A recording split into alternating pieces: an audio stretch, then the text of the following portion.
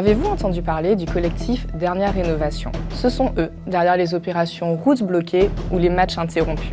Leur objectif est précis. Ils veulent la rénovation du parc immobilier français d'ici à 2040. Pour sensibiliser l'opinion et surtout obliger le gouvernement à agir, ils emploient ce qu'on appelle de la résistance civile. Avant, on parlait plutôt de désobéissance civile.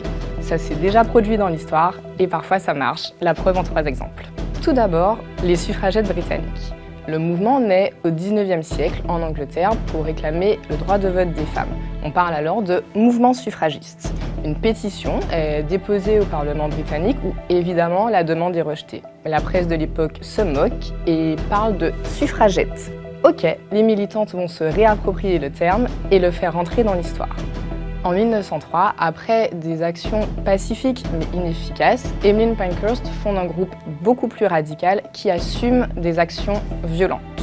Les suffragettes tentent d'envahir le Parlement britannique et vont revendiquer l'attentat à la bombe au domicile du Premier ministre de l'époque, David Lloyd George. Emily Davidson va jusqu'à sacrifier sa vie en se jetant sous les sabots du cheval du roi pendant une course hippique.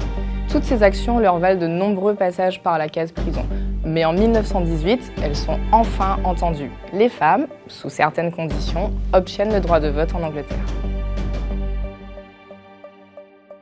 En France maintenant. En 1989, l'association ACT UP est créée. Elle veut faire entendre la voix des personnes malades du sida et surtout obliger le gouvernement à agir pour lutter contre ce virus.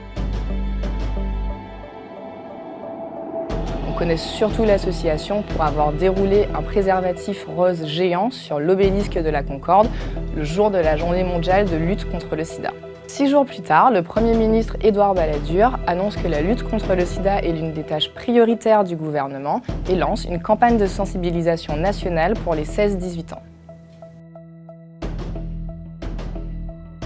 Notre-Dame-des-Landes est un autre exemple de victoire sur le plan écologique cette fois. En août 2009, des militants s'installent sur la zone pour empêcher la construction de l'aéroport. Entre 2009 et 2017, les procédures judiciaires se multiplient, toujours en défaveur des militants.